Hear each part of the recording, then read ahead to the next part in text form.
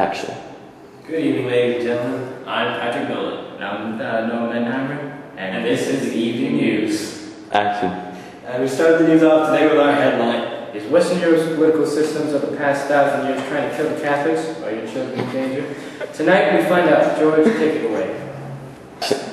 And now back to the scene. George, take it away. Good. Well, now back to Patrick. George, that was an incredible piece. Yes, indeedly. Now let's bring in Captain Cromwell for your weather update. Wait, what? Hey, it's the end. Alright, so we're having some sunny weather over here. Wow, flying black man! And over here we're having rain. What is this? You know, yeah! And another flying black. Okay, alright. Well, that happened. It's windy. Temperature 83 degrees, I hope. I don't know. It's warm, probably.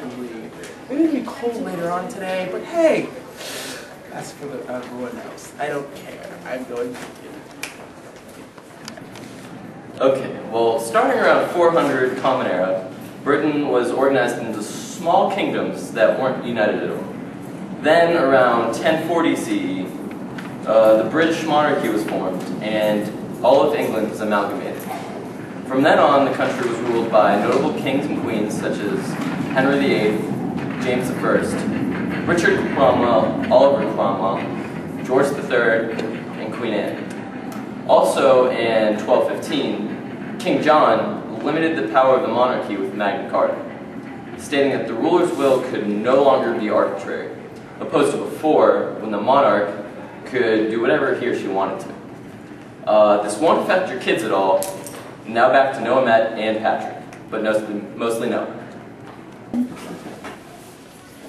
Unfortunately, our last studio seems to have burnt down, so we're out here. And thanks for that, Courtney. So beautiful. Now in other news, in more recent times, England's monarch has begun to decline. Yes, as George mentioned earlier, the Magna Carta was signed to limit the power of the English monarch. At this time, they established a parliamentary monarchy, progressively limited the power of the monarch, which is most likely because of the English Civil War.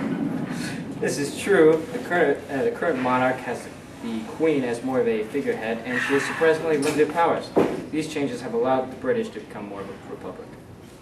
Now we bring in our chief analyst of everything, our dumb blonde, Courtney Walker. Hi. Good middle of the day, everybody. In 1707, the Parliament of England and the Parliament of Scotland merged to form the Parliament of Great Britain.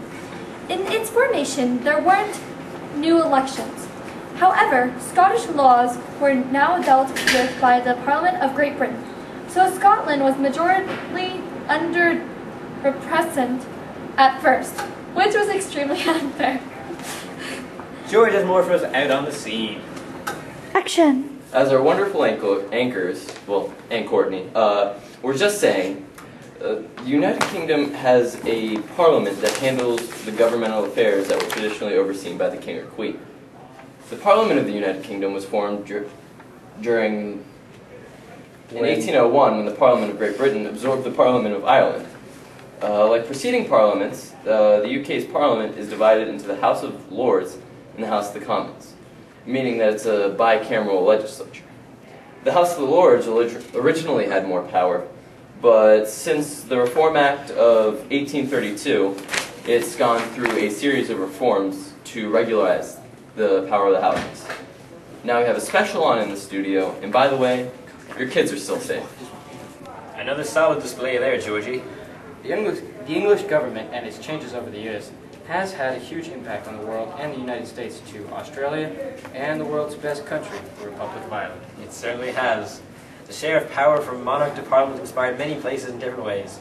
After gaining independence, America had the task of creating an effective government. The leaders of the time knew about how the Magna Carta limited the king's power and that the English parliament was extremely effective. So America assembled a House of Representatives and the House of Delegates, modeled after the English Parliament. This is a prime example of the impact the British governmental style had on the rest of the world. Any opinion, Courtney? Of course I do, Patrick. I believe that over the past 1,000 years, Britain has had one of the most stable political systems in the world. It has not been colonized or invaded since 1066 CE. Also, There have been no internal revolutions in Britain, so to this day. It does not have any written constitution, such as the Constitution of the United States. As a result of this, the political systems have not always been very neat or completely logical. This has also resulted in very slow changes in the forms of government. Now back to set for a breaking news update, because obviously everyone has already left me. As it currently seems, Noah, we have forgotten to cover feudalism things. Noah, take it away and don't screw it again. Your kids will say. Okay, well, basically, the Normans introduced this system in 1066 when they invaded. The rich got rich, the poor got poor. Come on now, Noah. A little bit of effort would be appreciated. I'll do what I can, Patrick. Oh, Patrick. Come on, man. Dang it. Well, as I was saying, following the Norman invasion, land in England was divided up and given to vassals.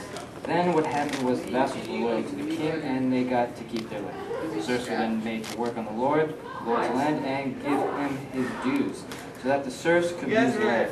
Also, lords had rights such as hunting, creating laws, and issuing taxes on his own land. However, with the emergence of the bubonic plague, the feudal system quickly declined.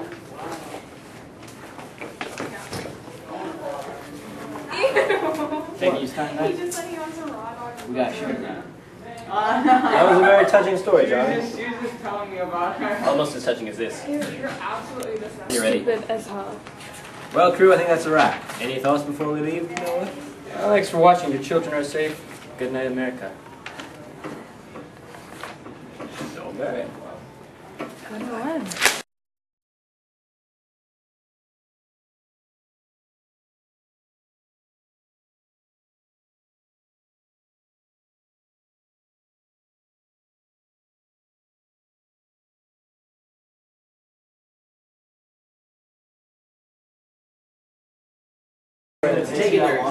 Why would you walk in between them when they're filming? I don't know.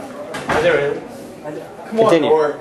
Go. Nor. Of course I knew Patrick. I mean, over the past 1,000 years, Britain has had one of the most stable political systems in the world. It has not been colonized or invaded since 1066 CE. That's a long time. He knows his stuff, dude. Also, there have been no internal revolution in Britain, so to this day, there's not any written constitution like the Constitution of the United States. As all these political systems have not always been very neat or completely logical. Lord, you're creepy. This also resulted in very slow changes in the forms of government. Now back to the set for breaking an update. Let's talk about artists.